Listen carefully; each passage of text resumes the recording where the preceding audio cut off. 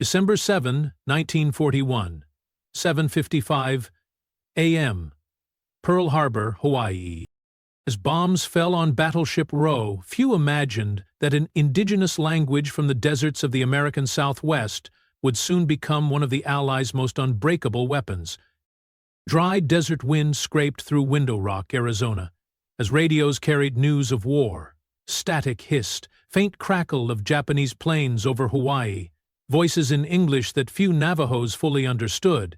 Yet in hogans scattered across the mesas, an older language rolled easily off tongues, a language almost no outsider could follow, a language that the U.S. military had ignored for generations. The Navajo Nation in 1940 was vast, isolated, and poor. Spanning the sandstone canyons of Arizona, New Mexico, and Utah, it covered more land than some eastern states. Roughly 50,000 people lived within its borders, most speaking Navajo at home. It was a language with no alphabet, carried entirely in memory, shaped by tone and rhythm. Linguists who tried to capture it argued over counts. Some identified 30 consonant sounds, others 33, and even then many nuances escaped Western phonetics. To a fluent ear, the difference between one rising tone and another was as clear as night and day. To an outsider, it was impenetrable noise. One boy who grew up with that noise was Chester Nez, a sheepherder's son born in 1921. In school, he was punished whenever he slipped into Navajo. Teachers forced soap into his mouth or whipped his knuckles with rulers. He remembered decades later how the very thing that marked him as uncivilized in the eyes of America would become a weapon that saved American lives. Across the state line in California, another voice was preparing a different argument. Philip Johnston, the son of missionaries who had grown up speaking Navajo, followed war news with unease. A veteran of World War I, Johnston knew the value of secure communications. The Germans had broken French and British codes in 1918. By 1941, they were pouring resources into complex electromechanical devices like the Enigma machine. The U.S., Johnston believed, needed something the enemy couldn't anticipate. And in Navajo, he saw an answer. Johnston wrote to the Marine Corps headquarters in San Diego, proposing the use of Navajo speakers as military code talkers. His argument was simple. The language was unwritten, known to almost no outsiders, and so complex that even trained linguists would take years to master it. In 1940, he noted, fewer than 30 non-Navajos in the world could claim any fluency. By comparison, German universities had entire faculties devoted to French, Spanish, Russian, and even Chinese. Navajo was invisible. The idea landed on the desk of Major General Clayton Vogel, a Marine commander open to unconventional solutions. In February 1942, Vogel issued a memo recommending an experiment. Recruit 200 Navajos, test their abilities, and see if their language could serve as the basis of an unbreakable code. His memorandum stressed speed. Where mechanical ciphers required 30 minutes to encode and decode long messages, a Navajo might speak and transmit the same message in seconds. It was a stark contrast. In Berlin, cryptographers in the Reich Air Ministry were polishing procedures for machine encryption, priding themselves on the discipline of mathematics and technology. In the messes of the American Southwest, Marines would soon be asking for voices, primitive, some called them, that could carry orders faster and safer than any machine. The irony was bitter. For decades, federal boarding schools had tried to erase Navajo, beating it out of children like Chester Nez. Now, in the wake of Pearl Harbor, the U.S. military was preparing to rely on that same erased language to fight a global war. Yet even here, myth needed correcting. Johnston proposed the idea, but he did not design the code itself. That task would fall to Navajo recruits, young men like Nez, who understood both the rhythms of their language and the demands of modern warfare. Their code would not simply be speaking Navajo. It would be an entirely new cipher system, layered on top of Navajo vocabulary, mapped onto military concepts from submarine to grenade. The story began not with engineers hunched over cipher wheels, but with the desert wind in Window Rock, carrying a language the world had dismissed.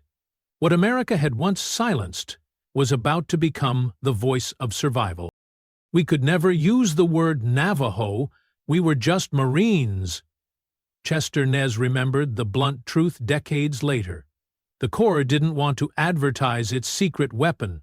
To the outside world, they were simply another group of recruits reporting first to MCRD San Diego for boot camp, then to Camp Elliott's Signal School to build the code, and later staging through Camp Pendleton with their divisions. Inside the wire, though, the first 29 Navajos were about to change the way America fought. Boot camp was the great equalizer. The Navajo recruits were thrown into companies of nearly 300 men, all shaved heads and shouted cadences, sweating under the California sun. They marched, drilled, and shot rifles beside boys from Ohio farms and New York tenements. Yet when the sergeants barked insults at their accents or stumbled over their last names, the Navajos learned quickly to tighten their jaws and endure. They had been punished for their language as children. Now that language was the only reason they had been chosen. Among them was Carl Gorman, an artist from Chinle who later recalled how the barracks rang with voices long after lights out. "We would slip Navajo into the drill chants," he said, laughing in a post-war interview. "The sergeants thought we were mocking them, but we were practicing." In the chow hall, Gorman and Peter McDonald delighted in switching mid-sentence into Navajo. Their fellow Marines stared in frustration, unable to tell whether they were joking or plotting. Behind the drills, a codebook was taking shape, though no paper existed. Each man carried it in his head.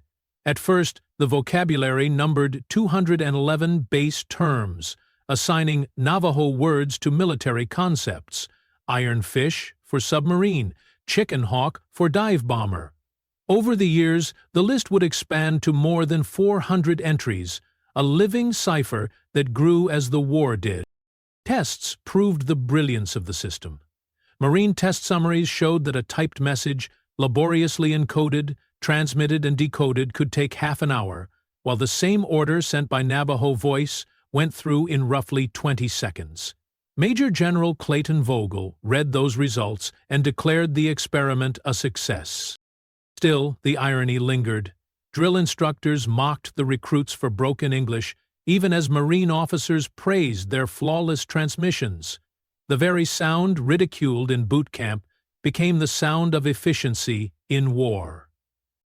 Meanwhile, across the Atlantic, German intelligence officers combed intercepted Allied messages.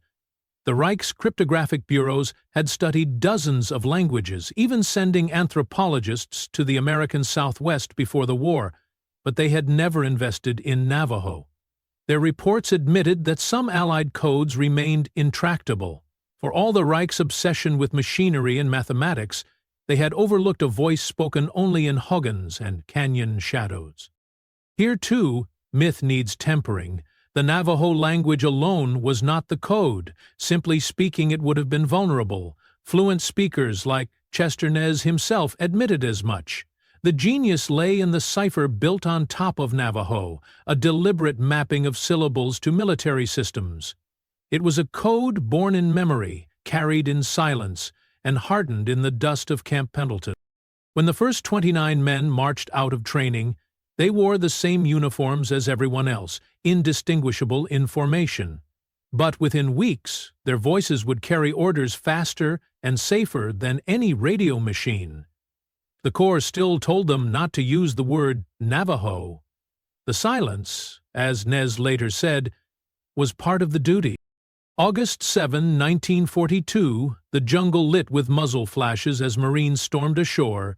Amphibious tractors scraped the beaches of Guadalcanal, their engines drowning in spray and sand, while Japanese guns cracked from the tree line. It was the first major American offensive of the Pacific War, and into that chaos, 13 Navajo Code Talkers deployed with the 1st Marine Division for Guadalcanal.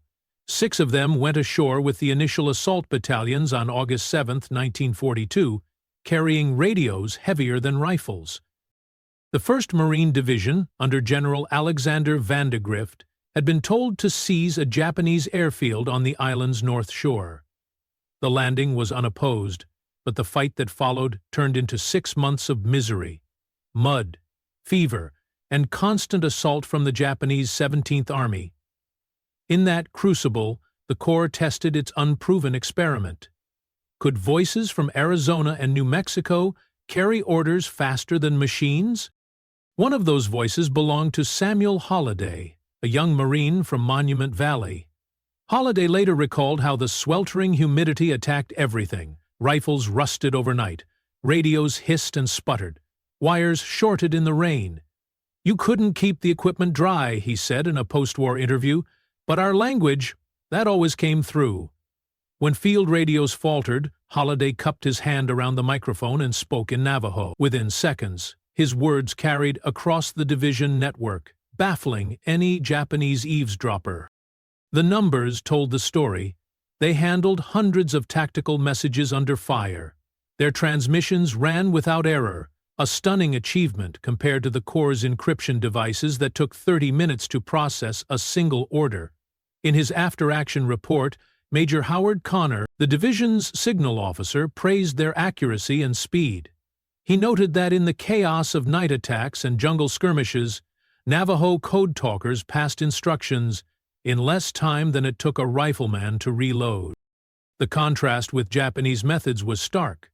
U.S. radios were often jammed or delayed, but Navajo messages, quick, oral, self-encrypted, were almost impossible to intercept.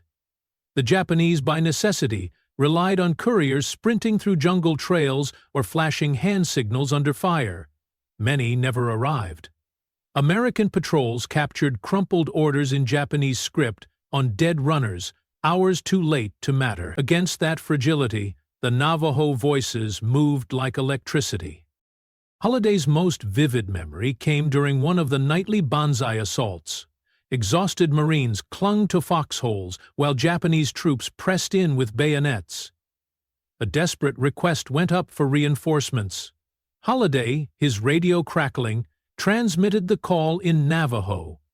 Minutes later, the sound of truck engines rumbled from the rear, fresh Marines arriving. "They cheered when they heard us were coming," Holliday remembered. Most of those men had no idea what language had carried the message, only that it worked when nothing else did. Here lay the irony. Back home, boarding schools had dismissed Navajo as too primitive for modern life. Linguists had called it an unfit medium for science or command.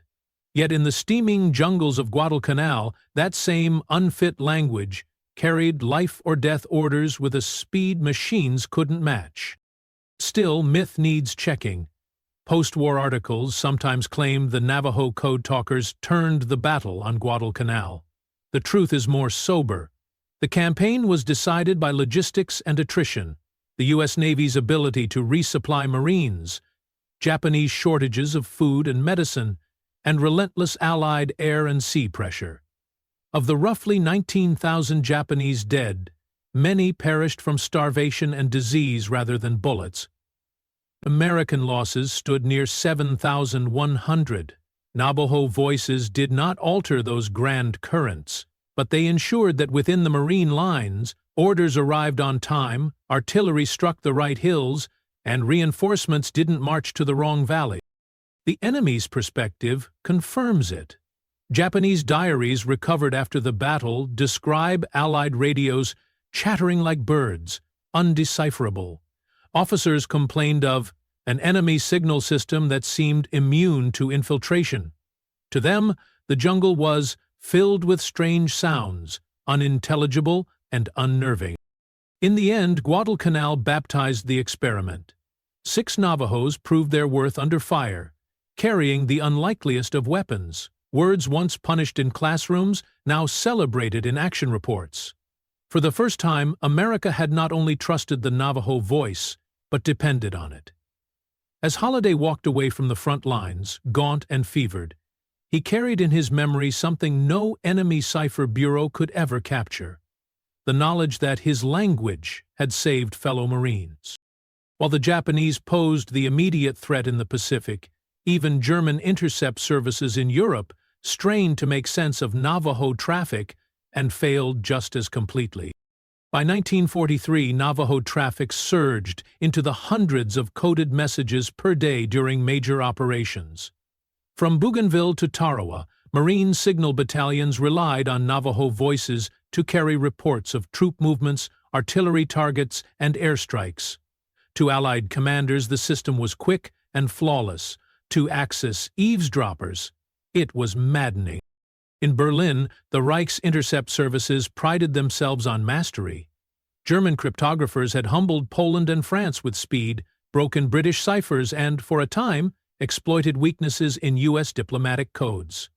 Their crown jewel was the Enigma machine, a clattering box of rotors and wires that produced an illusion of infinite variation. By the early 940 sections of the Wehrmacht's Signals Intelligence Service had expanded into thousands of personnel, hunched over headphones and deciphering reels of intercepted Allied traffic. Among them was Wilhelm Flick, an SS cryptanalyst who later published War Secrets in the Ether. His memoir described a world of endless static and restless ambition. German analysts had confidence that no code was beyond reach, given time and patience. They were wrong. Reports filtered in by 1943 of American forces using a tribal language for secure communications. Pre-war German linguists occasionally catalogued foreign languages, but there is no evidence they achieved meaningful fluency in Navajo. But their findings were shallow, and none had gained fluency in Navajo. Colonial arrogance had played its part. Berlin scholars assumed such languages were primitive, and thus easier to break. In reality, Navajo's tonal complexity, coupled with a code layered on top, left German linguists baffled. Fragmentary wartime memoranda from Reich signal branches noted attempts to evaluate Native American languages, but no documented progress was made. His teams compared samples, tested against captured Comanche and Choctaw phrases, and concluded that the new American field code was intractable. A paraphrased summary of their 1943 assessments admitted no progress. For once, the Reich's proud mathematicians were defeated not by numbers, but by culture. The contrast could not have been sharper. In Europe, German B-Dienst sometimes read British naval ciphers, most notably Naval Cipher No. 3, while the Allies exploited German Enigma traffic. In the Pacific, Japanese intercept units listened to a language they had never mastered, layered into a field cipher that evolved with each deployment. Where machines yielded to machines, memory and voice remained beyond reach. For the Navajos on the other end of the line, the idea that Germans were straining to listen was both amusing and chilling. Joe Hosteen Kelwood, who later fought in the Pacific, recalled rumors spreading among code talkers that captured comrades were being interrogated in Europe. The details were fuzzy, and Kelwood admitted he never saw proof, but the whisper itself underscored the anxiety. If the Axis ever got their hands on a fluent Navajo, the secret might unravel. In truth, no such capture ever occurred. The code survived because it never fell into enemy hands. The irony was heavy. The Axis powers invested in complex devices, Enigma, Purple, Lorentz, each a monument to engineering. Yet the most secure system in the Pacific came from memory, an oral tradition carried in the minds of young Marines. No cipher wheels, no punch cards, no wiring diagrams, just syllables and tones that outsiders could not untangle. From the German side, frustration showed in memos. Surviving fragments reveal intercept stations noting American reliance on tribal languages, evaluation pending. Analysts expected a breakthrough that never came. The Reich was used to finding keys. Here, the lock was carved from culture itself. Historians have sometimes inflated the story. One persistent claim holds that Germans tested 40 native dialects in their search for a key. There is no evidence for such precision. The reality is simpler. They tried briefly to examine native languages, but without fluent speakers, the effort stalled. Another myth suggests that Germans captured Navajo Code Talkers. They did not. Only one confirmed case exists of a Navajo, Joe Kiumia, interrogated by the Japanese in the Philippines, and even then, he was not a trained code talker and could not betray the system. Meanwhile, Marine signal battalions pressed forward. By late 1943, their Navajo nets hummed with hundreds of daily messages, ranging from routine supply reports to last-minute calls for airstrikes.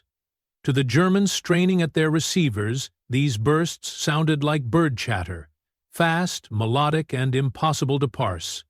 To the Americans, they were clarity in chaos. The Germans had always believed mastery of machinery would win the intelligence war. Yet here was a system beyond their reach, one that proved that memory and culture could outpace any rotor machine. What they dismissed as primitive turned out to be the one cipher they could never touch. Had it not been for the Navajos, the Marines would never have taken Iwo Jima. The line, spoken years later by Major Howard Connor, has become the most quoted testament to the Code Talkers. But like all great wartime soundbites, it was both powerful and incomplete. Connor meant it as praise for the men who had made his radios come alive under fire. The battle for Iwo Jima was never decided by one factor. It was decided by men clinging to beaches, planes carving the sky, and ships pounding volcanic rock. The Navajo voices were not the sole reason Marines survived, but they were the thread that stitched chaos into coherence.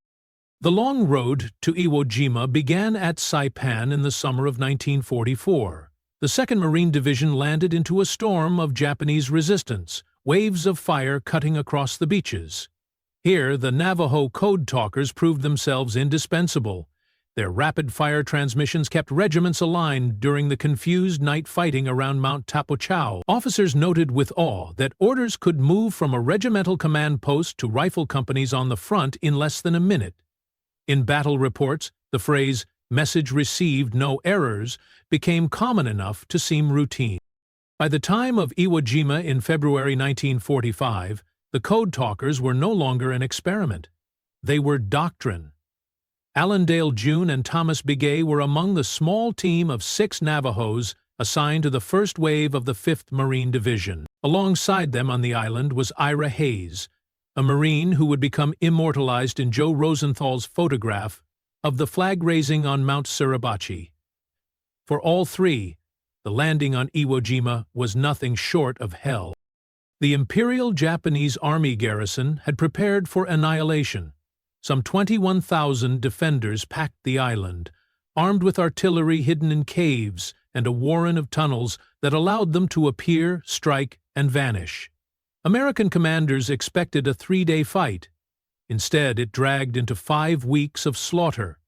U.S. casualties reached nearly 26,000, one of the costliest campaigns of the entire Pacific War.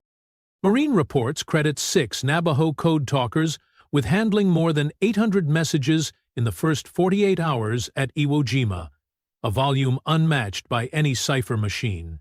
They transmitted target coordinates, adjusted naval gunfire, and relayed requests for reinforcements, all without a single error.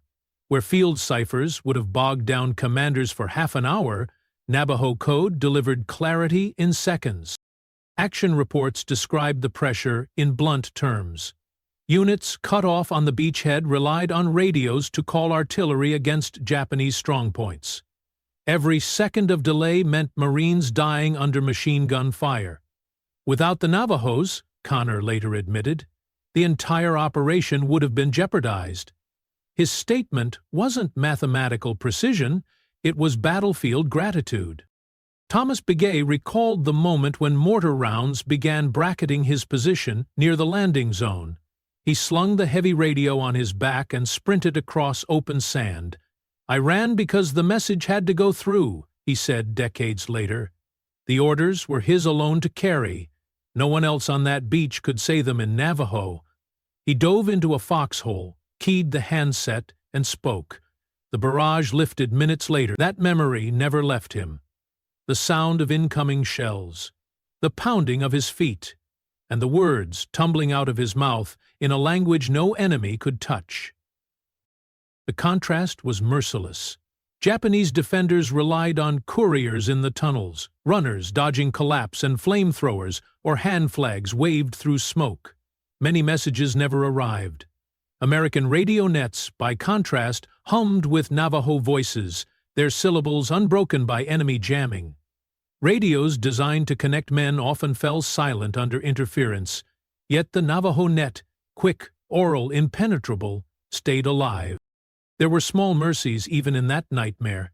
Hayes, hardened by weeks of killing, found himself beside a wounded code talker in a shell hole. The Marine had lost his rations in the blast. Hayes, without ceremony, broke his own pack open and shared what little food he had, a square of chocolate, a handful of hardtack. For a moment, two men sat in volcanic dust, chewing together. No words needed. War's cruelty pressed down on every side, but in that act of sharing, humanity survived. Enemy eyes noticed what was happening. Post-battle Japanese reports complained bitterly of the Americans' instant artillery response. Defenders described how mortar positions were spotted and destroyed within minutes of firing. They could not understand how the Americans coordinated so fast. In reality, the explanation was simple. Radios carrying voices in a language the Japanese had never studied, voices that could summon a battleship's broadside before a runner could crawl 200 yards through a tunnel. And yet, myth must be tempered. Connor's famous quote has often been lifted into headlines as proof that Navajos won Iwo Jima. The truth is more layered. The Marines took the island through sheer attrition, overwhelming naval firepower, and the sacrifice of tens of thousands of men. The Code Talkers did not raise the flag on Suribachi, nor did they storm every cave. What they did was ensure that orders to those who did were delivered clean, fast, and secure. Their contribution was not the bayonet's thrust, but the nerve system behind it. By the end of the battle, 27 Medals of Honor had been awarded to Marines and sailors for valor on the island. None went to the Code Talkers. Their role remained classified until 1968. But among those who lived through Iwo Jima, the memory lingered.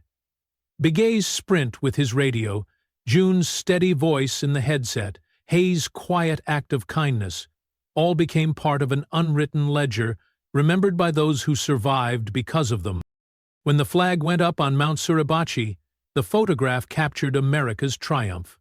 Behind that image, unheard in the shutter's click, were the voices that had held the operation together.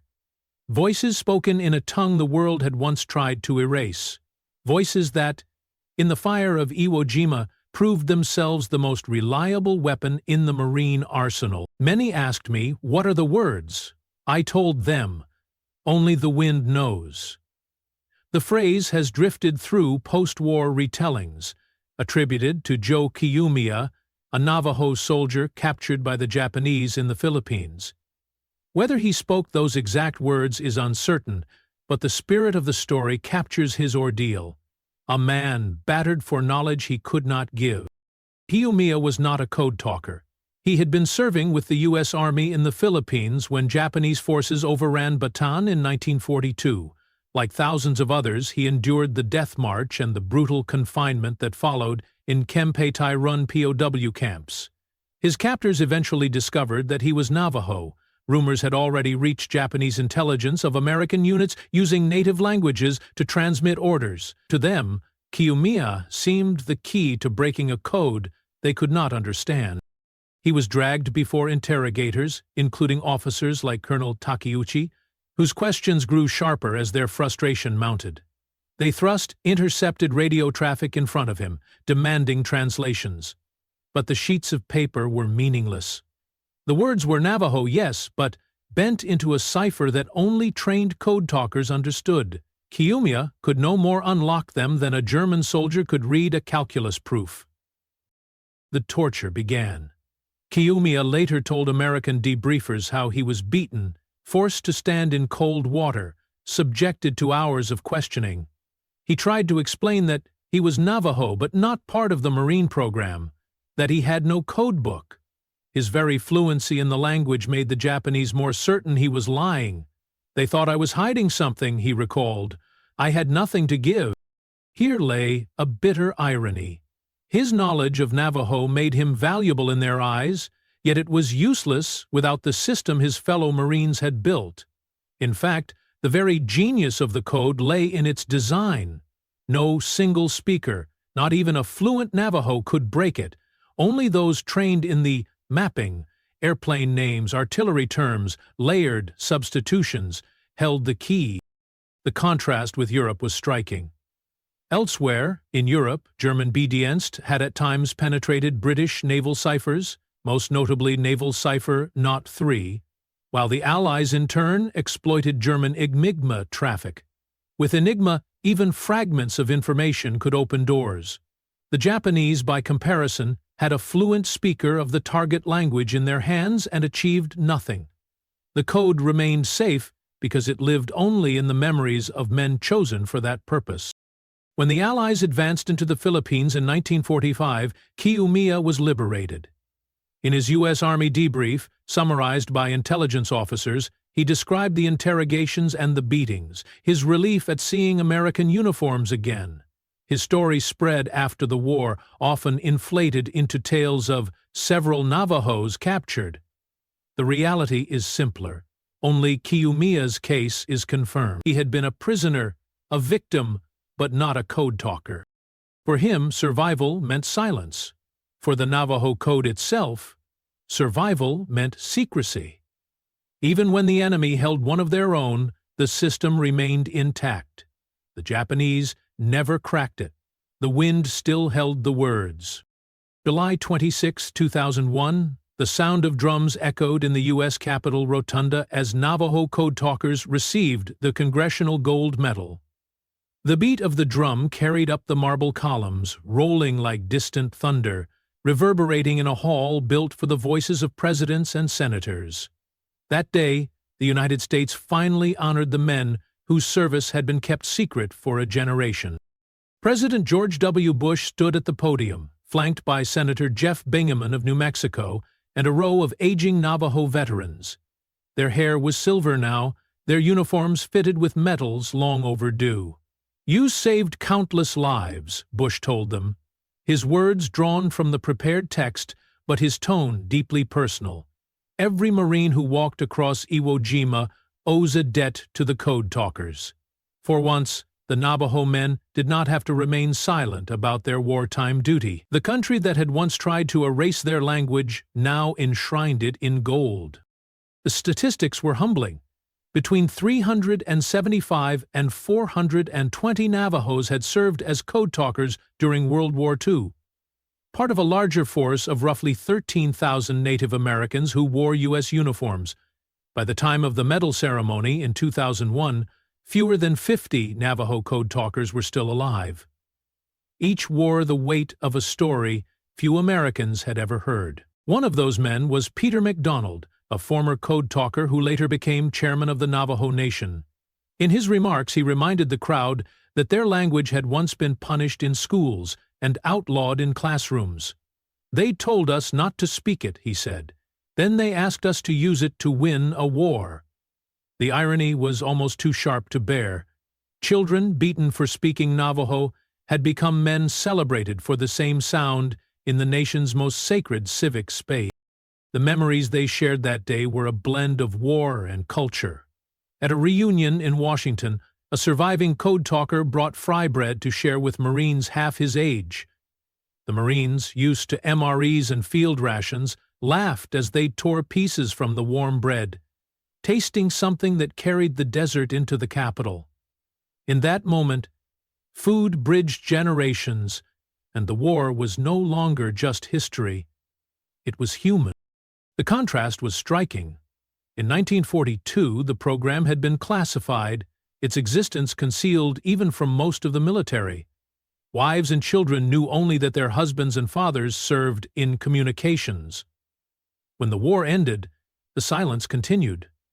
The code remained classified until 1968, 23 years after the Japanese surrender. By then, many of the first 29 Navajo recruits had passed away without ever being recognized. For decades, their voices were absent from the national narrative of World War II. Families carried that silence. Sons and daughters grew up with fathers who never spoke of their service, who sat quietly at the table when others told war stories. Only in old age, when declassification freed their tongues, did some begin to share fragments. One recalled his father staring at the television during a documentary on Iwo Jima, finally whispering, "I was there. I helped call the fire." For the family, it was the first time they had ever heard him speak of the war. The belated recognition did more than honor the past. It fueled the future. The story of the Code Talkers became a cornerstone of efforts to revitalize the Navajo language, a symbol that a tongue once suppressed was in fact a source of pride. Schools on the reservation began offering Navajo classes. Cultural centers displayed radios and field manuals. The Navajo Nation Museum in Window Rock mounted exhibits linking ancient traditions to modern victory. Figures like Peter MacDonald and Thomas Begay became public advocates, speaking at schools and ceremonies, ensuring younger generations knew both the hardship and the triumph. Their words carried lessons not just about war, but about endurance, identity, and the dignity of culture. The long-term impact stretched beyond the reservation. Military cryptographers studied the Code Talker program as an example of human ingenuity in encryption. Policymakers looked back on the partnership between native languages and American security as proof that cultural diversity was not a weakness but a strength. The story entered classrooms, textbooks, and eventually Hollywood films, imperfect but powerful in spreading awareness. Still, myth needed correcting. The Navajo Code was not unbreakable in the absolute sense. No code is. Its survival rested on secrecy, discipline, and the fact that the Axis never obtained a code talker. Recognition came not in 1945 but decades later, after declassification. The truth was less dramatic than legend, but no less remarkable. In the Capitol Rotunda, as the drumbeat faded and the medals gleamed, a sense of completion lingered. A language once forbidden had become a symbol of survival. America's shield in the Pacific was not forged of steel or circuitry, but of syllables carried across generations. The Code Talkers left the Rotunda that day not as relics, but as reminders. Their story urged a nation to remember that strength can grow from the very voices once silenced. And as they returned home to the mesas of Arizona and New Mexico, their medals clinking softly, they carried forward the simple truth that their words spoken in Navajo, had shaped history.